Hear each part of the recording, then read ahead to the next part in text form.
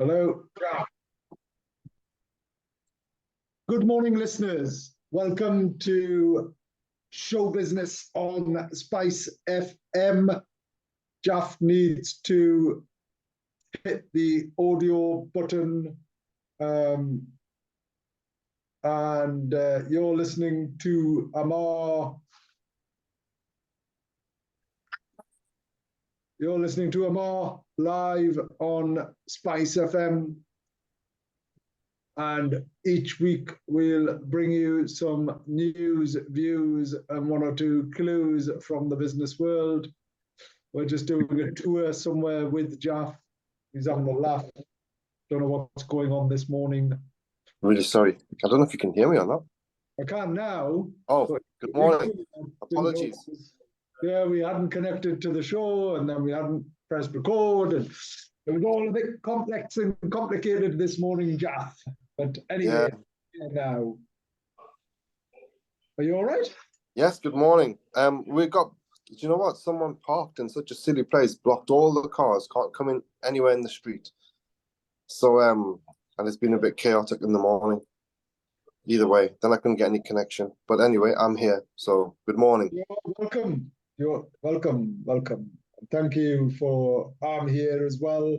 So it's wonderful to be here because we weren't here last week and Jalf wasn't here the week before, and then he wasn't here the week before, and he hasn't been here forever. But you're looking really good, Jalf. It's lovely to be here.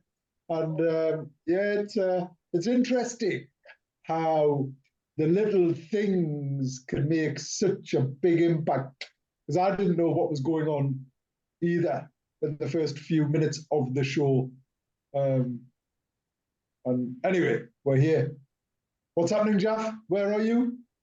I'm in Jasmine at the moment, Ammar, and it's all a bit unfortunate. It's a bit disruptive, so I need to go to somewhere where it's a bit quieter, which is what I'm doing at the moment. There you go. Wonderful. It looks, turn your phone the other way on its side. Great stuff. Yeah. There you go. Wonderful. Thank you very much. Oh, interesting. I don't know why I'm unable to. I've lost all of my functionality as well. But anyway, we're here. And you're listening to Ammar and Jalf. Live on our weekly radio show. Each week we bring some views, news, and one or two clues from the business world. Asian Business Connections aims to connect, support, and promote the Asian and wider communities. And we'll be talking Shopify literally, not just corner shops, where they look to start a business, have an existing business, or you just want to talk business, we can help. We can't help. We can't help and do help.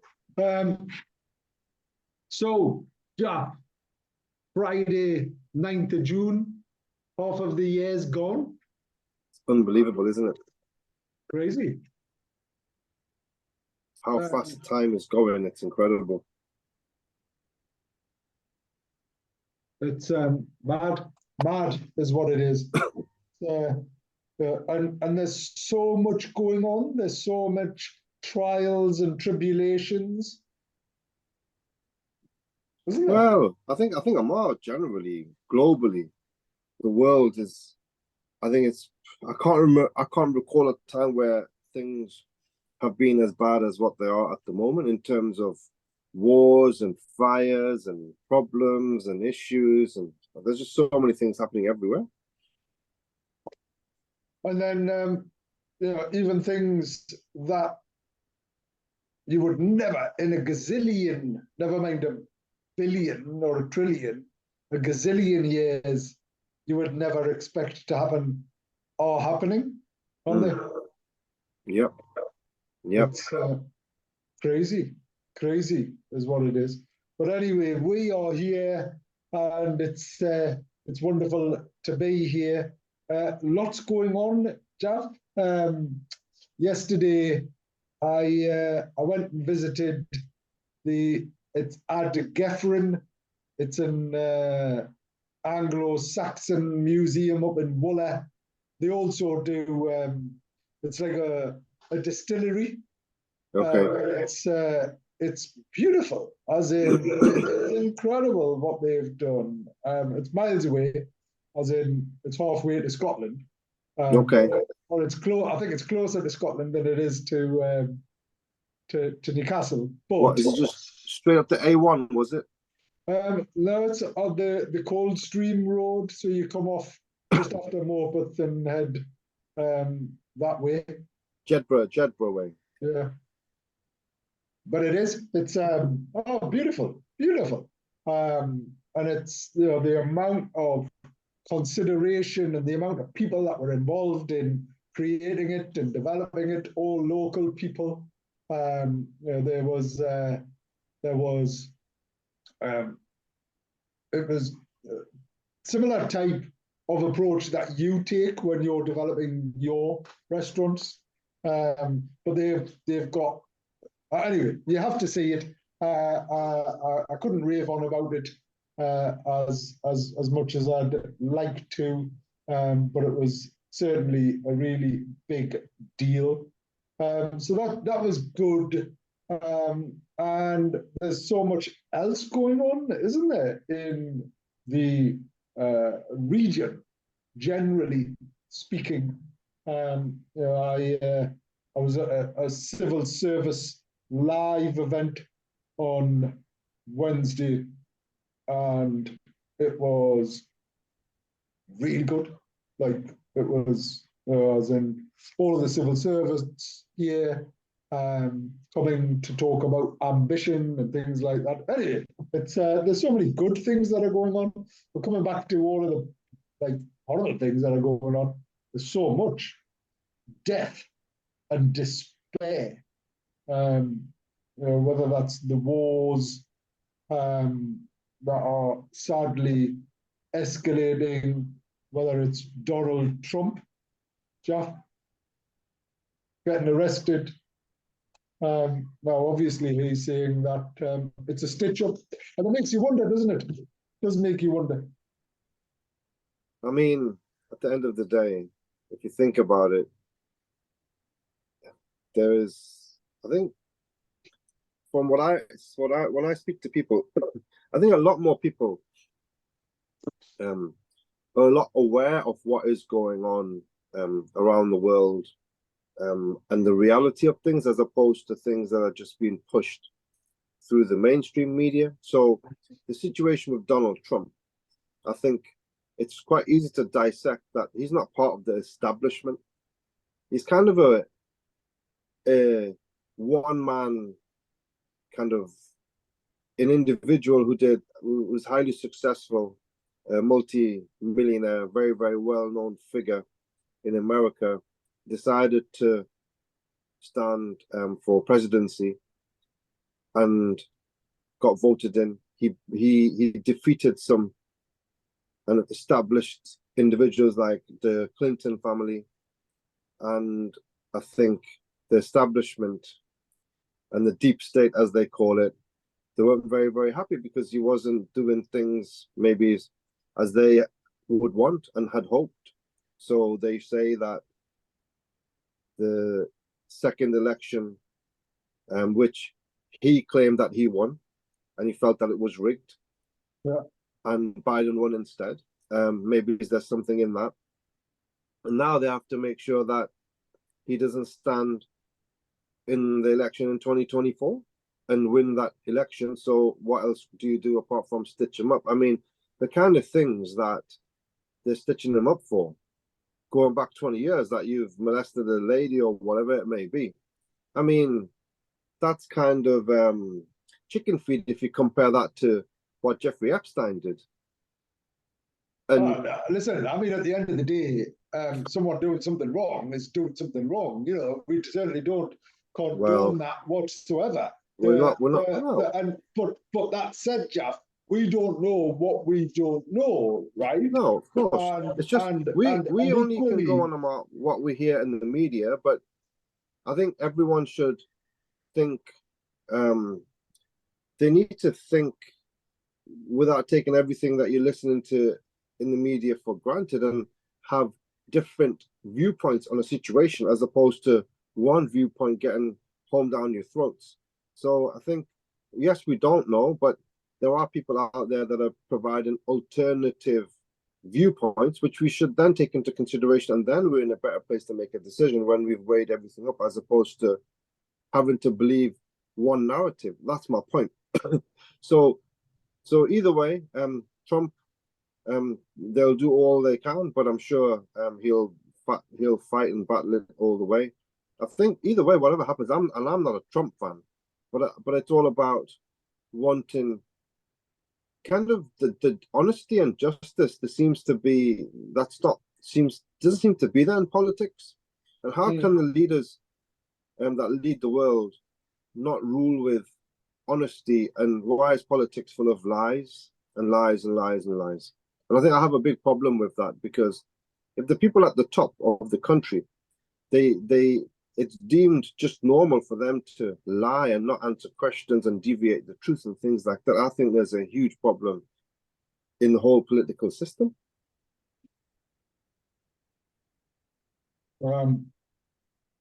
It's a sad state of affairs where where we are actually sat talking about leaders, people who are responsible for others, not telling the truth. And isn't that horrendous, Ammar? I mean, it is truly shocking. Yeah. And what about, if that is a matter of case, as in obviously we don't know, and I keep repeating this because it's dead easy for us to make some assumptions and reflect, but in essence, time and time and time and time again, there are clear factual examples of where either the truth hasn't been told or it's been turned and twisted. That's even worse. As in, not only are you not going to tell the truth, but when you change it and turn it into something totally different. Yeah. It is so sad. I mean, I loved this phrase, right? Because this is from Orrin Woodward, and it says, average leaders raise the bar on themselves. So average leaders raise the bar on themselves. Good leaders raise the bar for others. Good leaders raise the bar for others. And great leaders inspire others to raise their own bar. What they do. So I think we just need to get down the bar, don't we? And that's a big problem, actually. People used to go to the bar all the time, right? Whether you drank or not, people used to go to bars and they socialized and they met and they talked nonsense and they got stuff off their chest and there was this social interaction, and then all of a sudden that bars closed down and turned into coffee shops and everybody became addicted to coffee. Clearly that was a whatever type of evolution, revolution, or conspiracy theory, but in essence, that's what happened, right? Every single bar, every bank turned into a bar, every bar turned into a coffee shop, and now everyone's addicted to caffeine. No wonder everyone's like jittery. And then all of a sudden, you drop in some tech and digital devices where our eyes, our head, our beliefs, our behaviors, everything we do is sheer addiction. There is not one iota of peace in anybody's life, right, who lives in the modern world and does a standard type of job. It's just not there. Yeah. And then everything that you've just described, imagine that worse by tenfold by next year, because with time moving so fast and things getting worse so quickly, you just imagine what life is going to be like in, let's say, Ammar, in the next 10 years. I don't think we can envisage what the world would be like in another 10 years' time, because all of this thing that keeps them coming to the right on the right on people's kind of thinking is this AI stuff. The AI stuff, artificial intelligence, the impact that that's going to have on people's lives in the next 10 years, it's going to be incredible. And I think it's like very, very worrying. Well, it is and it isn't, right? I'm not too concerned of that. I'm not too concerned because actually I have a poo radar, so I'm quite used to. And it's funny because actually I have this conversation now regularly with my 10-year-old. When I know I've that sixth sense that you develop throughout life, where you know whether something's actually too good to be true, whether it's true, whether it's not, and whatever else. So I can cut through the nonsense to usually see what's right or what's wrong, whether that's AI generated imagery, whether that's news, whether that's what's being sort of in mainstream media or not, or whatever it was. I actually live in a bit of a bubble, rightly or wrongly, and there's a reason I do, but I'm not too concerned about AI. In that, I think it's more people at the other end of it, i.e., those that are gullible enough to be influenced by it. And sadly, there's lots of people out there that are. But the other thing that I'm seeing and becoming more and more aware of, which isn't necessarily promoted or highlighted, is how many people actually don't believe in and are upset at the mainstream, and how a lot of protests, people's outrage isn't covered generally, and the bits that are the ones that suit a particular agenda or policy, right? So going back to AI, I think it'll be a bit bumpy rides. I think obviously Terminator's coming. There's no doubt about that. I think there's a book, and I'm sure I've mentioned this previously. I think it's called Homo sapiens 4.0 or something 4.0. Is it called Humanity 4.0 or something like that? Basically it was a book, and I apologize for not. I'll find it. Because what it says is the world and the earth will always protect itself. It always has. It always will. So it'll get to a stage where enough's enough. Now, obviously, this is more of a scientific evolution theory as opposed to a religious one. So it's going on. Is there a gin booth in the office or something? What's going on? No. Who's up there? Why do you keep no. It's just the cameras, Ammar. All right, it's okay. A TV screen. I'm just seeing if there's anyone coming in so I can get me a cup of coffee. All right, okay. Send them a message. I'm sure you've got like 100 people. The point is whatever your beliefs, right? Mother Earth has always protected itself, and it's getting to a stage whereby this is the AI coming about, and then robots coming about, because actually the robots will start doing, and machines will start doing what's right, because there is no right or wrong where they're concerned. We're influenced by a whole range of emotions, beliefs, behaviors, biases, all of that. But what's coming, Jalf, is Terminator.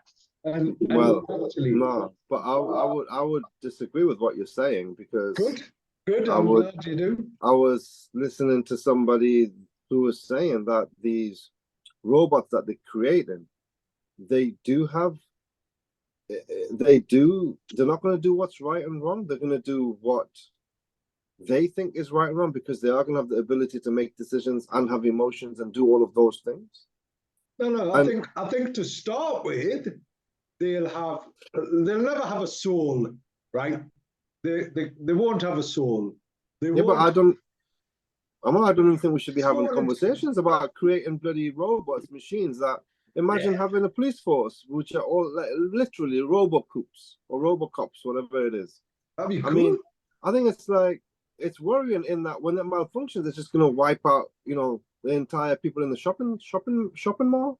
And you can see that happening because those things have happened where self-driving cars, right? They've Mm. malfunctioned and it's just created huge accidents on the motorway. And I think that's how do you stop that? And there's not even any laws in place. So AI, something happens and then the law comes after. Can you imagine though? Like the AI develops and then the law has to catch up to the AI development. So at some point, when is there going to be a universal law amongst all the governments, which is going to say that, right, this is the limit on artificial intelligence, that you can't go beyond this parameter, because then you're going to make robots who can't think for themselves, and they might come after us. There's no laws in place for something like that. I don't think I'm too worried, Jeff. In fact, I'm not worried at all. I love the idea of sort of robots like mixing it up. I've got my, I'm going to get my lightsaber. It's signed by Darth Vader. I've got it. Like So we can have like our robotic dogs walking down the streets and stuff. I'll tell you what is really interesting, right? Because we do a lot around sort of design thinking and innovation and things like that. And what is interesting is the evolution of products and services, right? So wheels, for example, the wheel, right? Jeff, the wheel was like one of the, and it still is probably the most significant invention and then innovation that has ever existed.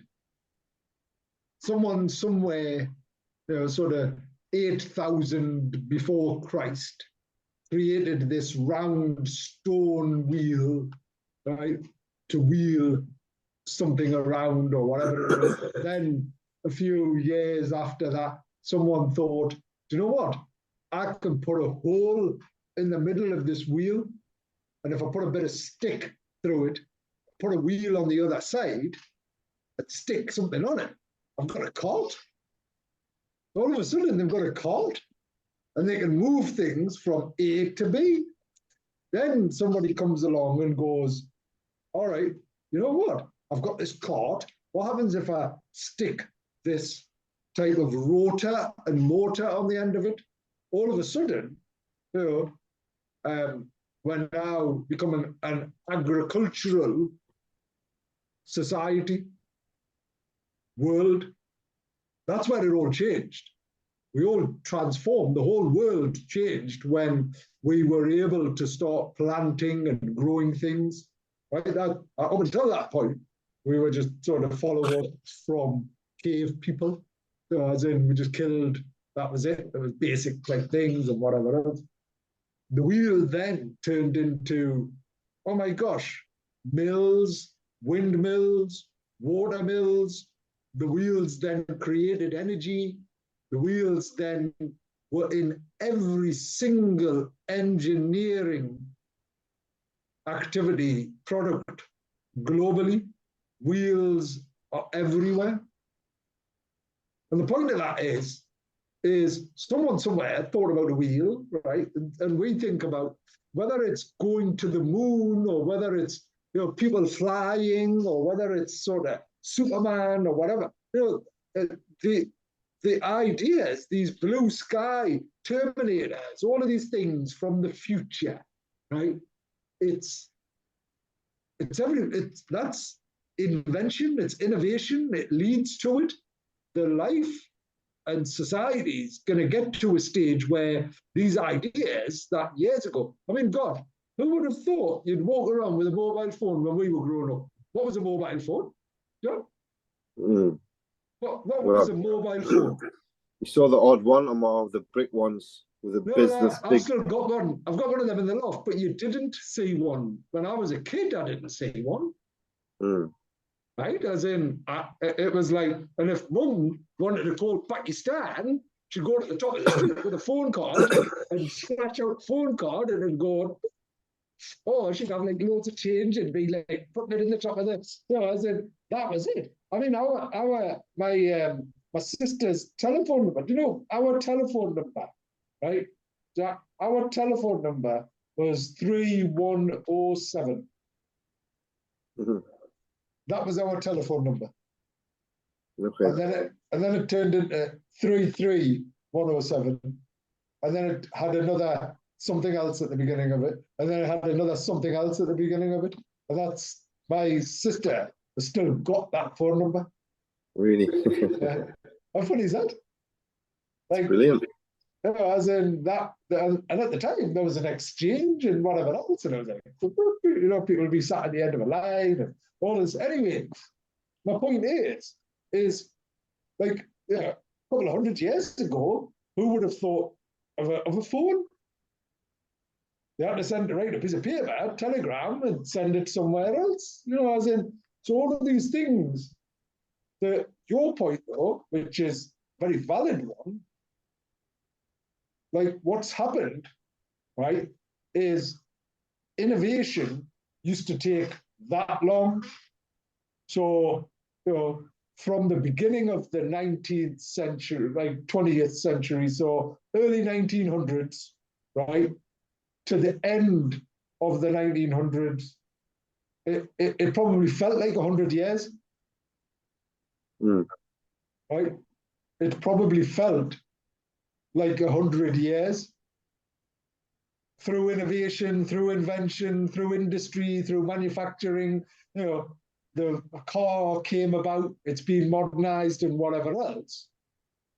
And all of a sudden, in the last 10 years, we've accelerated more by way of technological advances than we did in those 100 years. And that blistering pace of evolution, of invention, of technological advancement is now accelerating so quickly that you're absolutely right. It's going to be a year or two. You know, in a few years' time, there will be these RoboCops and Judge Dredd and all of those people. So get ahead of the curve, buy some chips. The future's chips. Everybody needs chips. Microchips. But they're all made in Taiwan, aren't they, Ammar? Microchips. A lot of them are, but it takes a good investment. But all we need to do is go and talk to Sheikh. What you call your leader? Sheikh. Rattle and roll. Hasina. Sheikh Hasina, yeah. Yeah. So let's go and talk to Sheikh Hasina. Let's get like Bangladesh on that sort of curve. That's the Bangladesh is going digital, man. I've seen things like digital Bangladesh. They don't have any food to eat, but they want to go digital. Are they still underwater in that? Not at the moment. Like it's kind of a regular. Primarily, still like a. Do they export a lot of fish, Jalf, or not? Yeah, like crazy amounts. Do they? I mean, the economy in Bangladesh is pretty like. I don't think it's the poorest country in the world anymore. Nowhere close.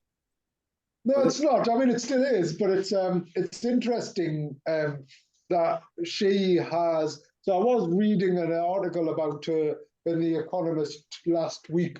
That's why I mentioned her. Because was there another election or something like that, and she's just won another one now? She's just a dictator, man. She just does. There is no elections. There is no election. because the West like her, she can do what she taken out. wants. Everyone else is taken out, and Yeah. and the interview was really interesting because it was an interview, and she answered certain things, and she didn't answer certain things, and was it her grandfather who created, or no? Actually, it was a Yeah. father. It was a Basically, father. no. It was, so when it was the independence, it was Sheikh Mujibur Rahman, her father, Father. that created the independence. Bangladesh. But but then basically they all got assassinated. Yeah, Like everyone, everyone, and including a brother, a mother. every single member of the family apart from her, and she was away studying in America or something. So when she came back, obviously she came back and um became the prime minister or whatever you call her, and then she's not. There was another lady. There was two opposition. There was the opposition leader is in jail. Yeah, she is. Khaleda Zia. So that's been going on, and she's obviously the lady in the power at the moment, and she just puts everybody in jail, and she'll do whatever, and then maybe it'll be like Yeah, but her she's 70 now. She's and her 70. her son or her other members of the family will just take over. Yeah, I don't think she wants anybody to. And if you listened to her interview, she was like, Yeah. no, I'm the only person who can save Bangladesh. So anyway, it's interesting. But the point is look, rather than fight this, get involved, learn some AI. Do you not just need to ring someone? Just pick up the phone and ring someone and say, get me a coffee, please. It's like, get them to get me one as well. Anyway, so I think there's AI is a really interesting um, concept, and let's just see what is going on with the business topic of the week as well. So it's design thinking. It's about innovation, Jeff. I've already talked about that. So let's just do a slideshow here. Let's do a bit of this. Let's push a couple of buttons here.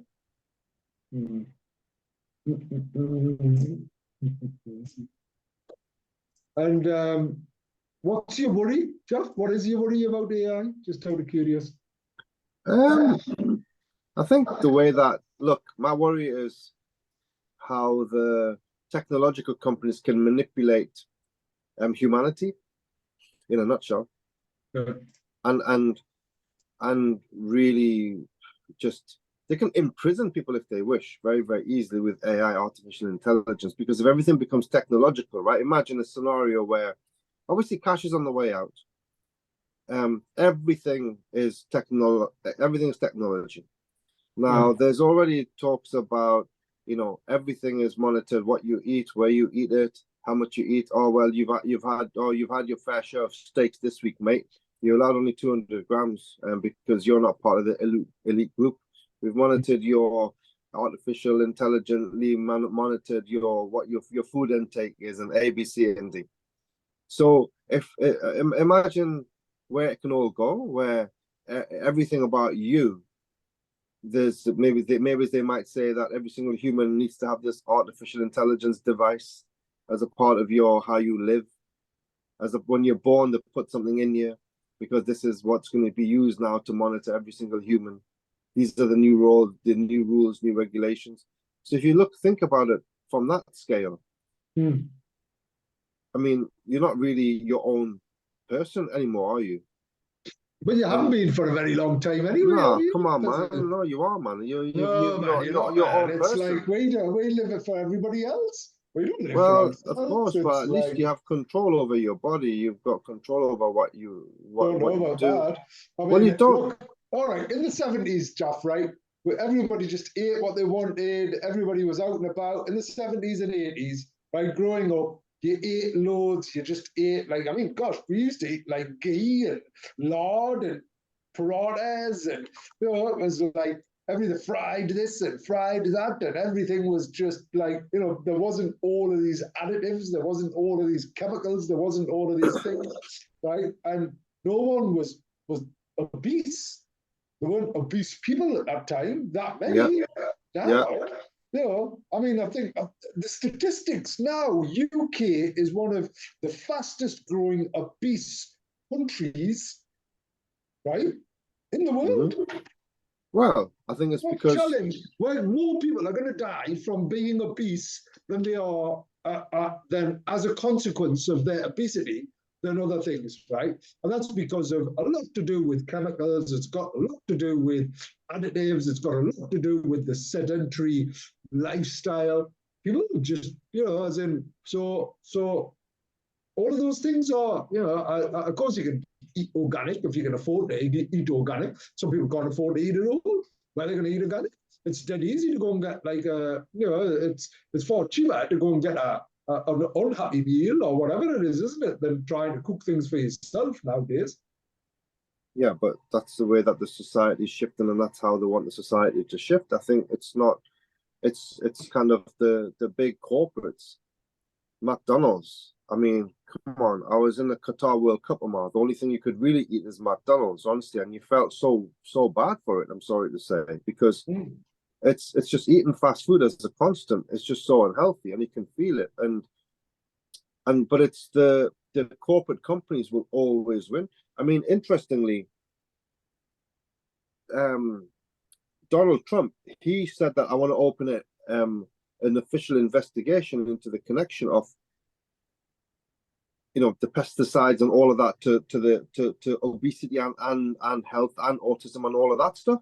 Yeah. And after he came out and said that, all of a sudden it's all timely, isn't it, that he's been arrested for coming up and saying that? And why does why does every government not like do that investigation? Why should that not be a part of the global governance? That yes, we the pesticides and ABC and that's going in the food, all these harmful chemicals that's bad for your skin and bad for this, and this. We're gonna monitor it and we're gonna tell you what to do. And it's not organizations that are being funded by those particular corporates.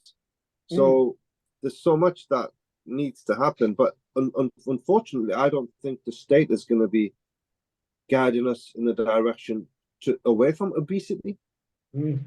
So we need to be mindful of that ourselves and do Well, what it obviously, takes. everything's a personal decision, isn't it? Everything is like personal to um, sort of us. We have choices. My point is that choices become very hard or limited when um, everything else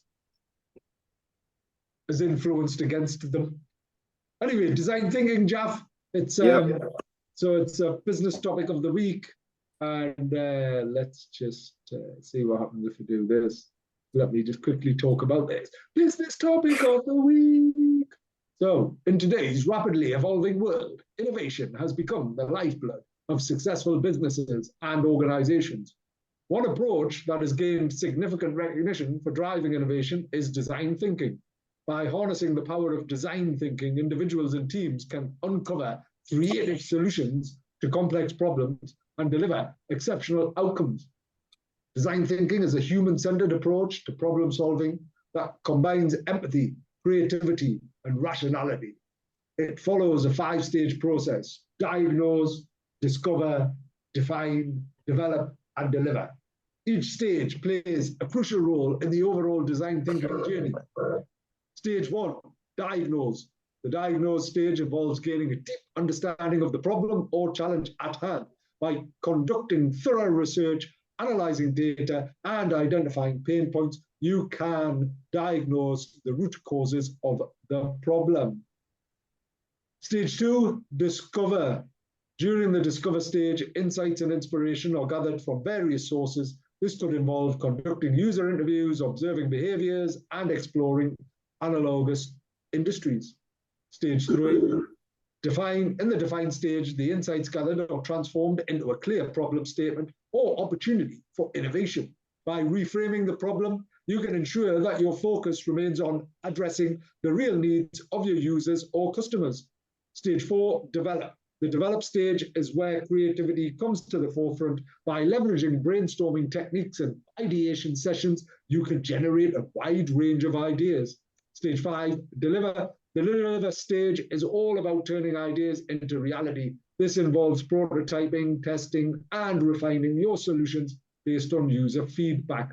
Design thinking empowers individuals and teams to navigate complex problems and uncover innovative solutions. By following the 5-stage process of diagnose, discover, define, develop, and deliver, you can design thinking like a pro. Remember to diagnose the problem, gather insights, define the challenge, develop creative ideas, and ultimately deliver impactful solutions. By applying these principles, you can unlock your creative potential, drive meaningful innovation. The methodology has proven its effectiveness across various industries and sectors. Companies that embrace design thinking have achieved remarkable results, fostering innovation and driving impactful outcomes. For expert guidance, further insights into design thinking, and the chance to try it out for yourself, contact Jalf. That's www.jalf.com. Did you ever I still use that approach, Jeff? Yeah. I was trying to explain that to some of our members of our team who are international students, and they just didn't get it. Yeah, so the kids obviously still use that alphabet where you go y, o, h, l, a, r. It's funny. So yeah, that's design thinking. Innovation, it's definitely, without a doubt, taking over the world. There's a lot more of it. What else is going on in the world, Jeff? So Labour waters down 28 billion green investment pledge.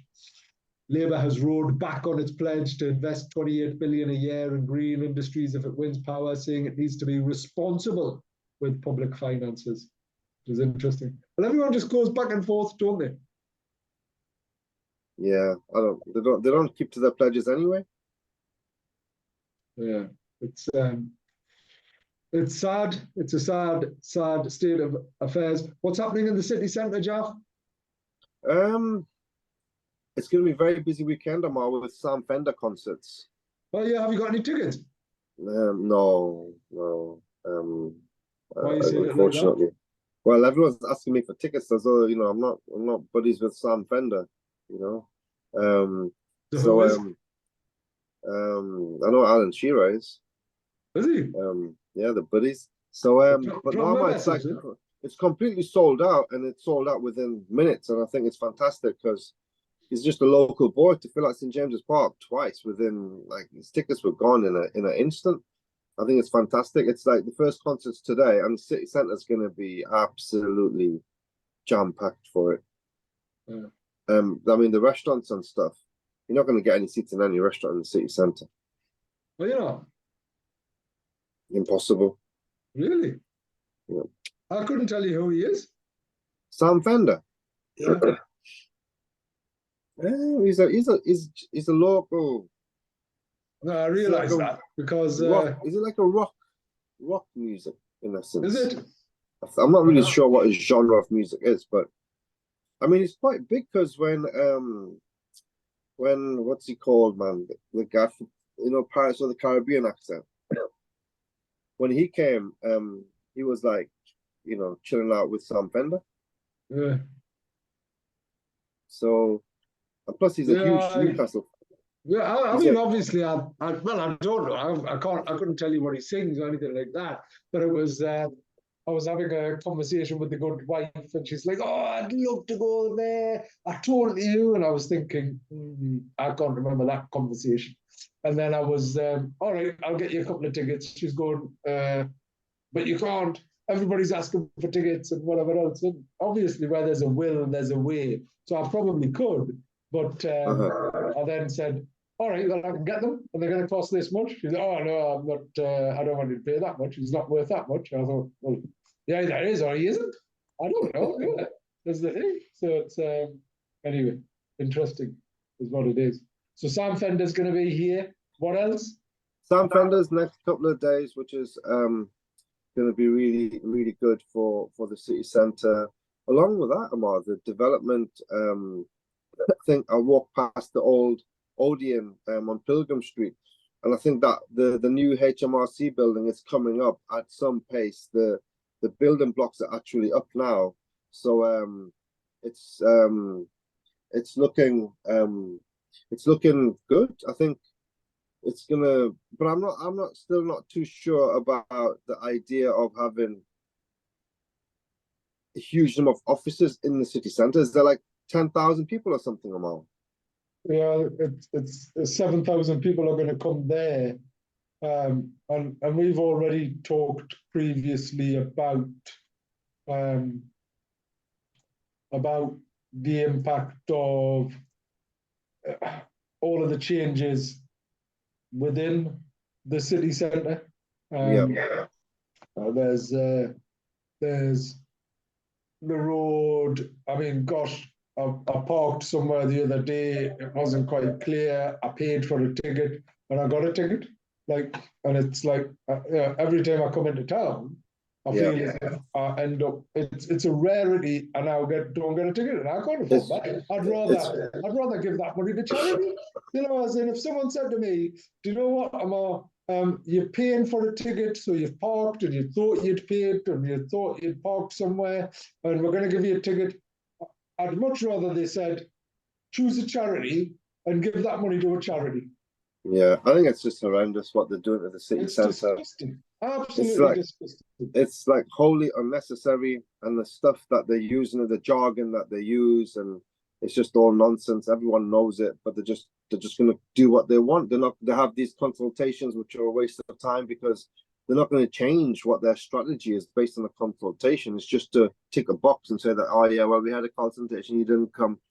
I think the city centre is an absolute disgrace. What they've done to it, the parking. I mean, I don't understand what they think that you're going to do by blocking the parking into the city centre. They said, oh, well, it's like this zero emission zone or whatever else. I mean, it's absolute nonsense. It's absolute nonsense. All the zero emission stuff. The cars are so clean and sophisticated these days with all of the things that they did with catalytic converters so that the exhaust systems that are in place, it's all clean energy anyway. You know, when was the last time you ever noticed any fumes coming out of an exhaust, Amal? Never. So what are you actually monitoring? Hmm. So and then you're replacing the city centre car parking with cycle lanes, which never is in use.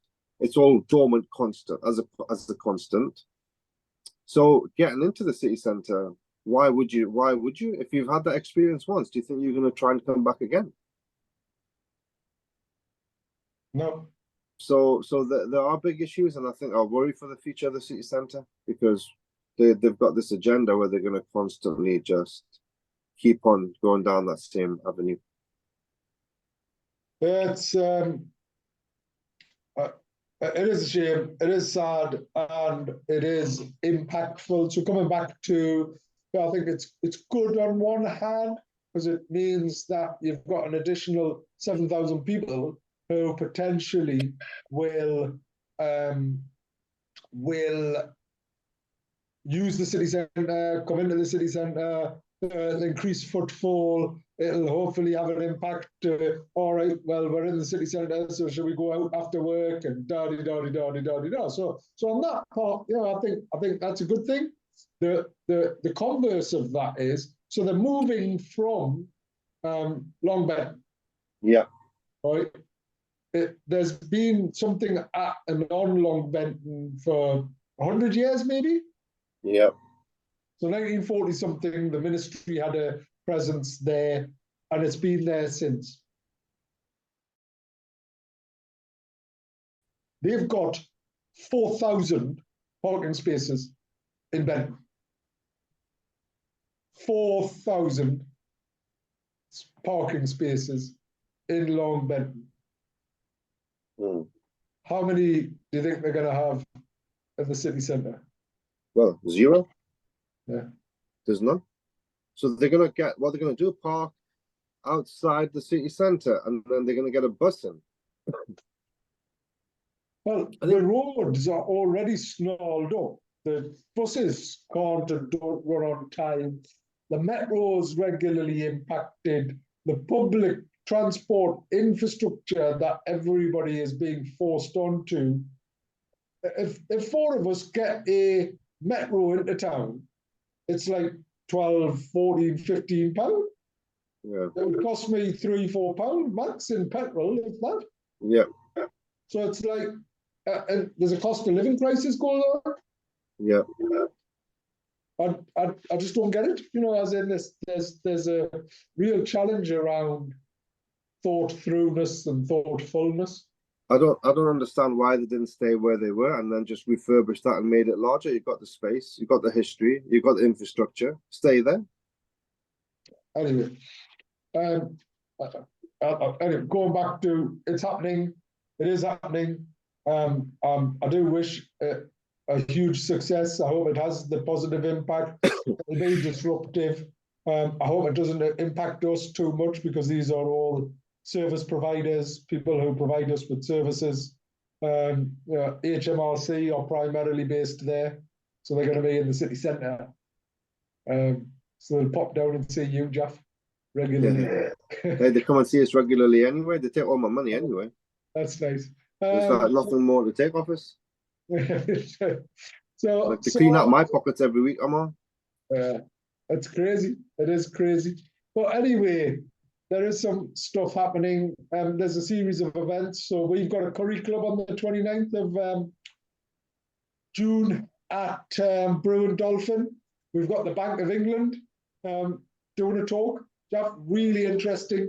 And you can ask questions about why this and how that and why, you know, all of that type of thing. Obviously, Brew and Dolphin have always been long-term friends of ABC, and it's a great location. So I would encourage everybody and anybody to get signed up.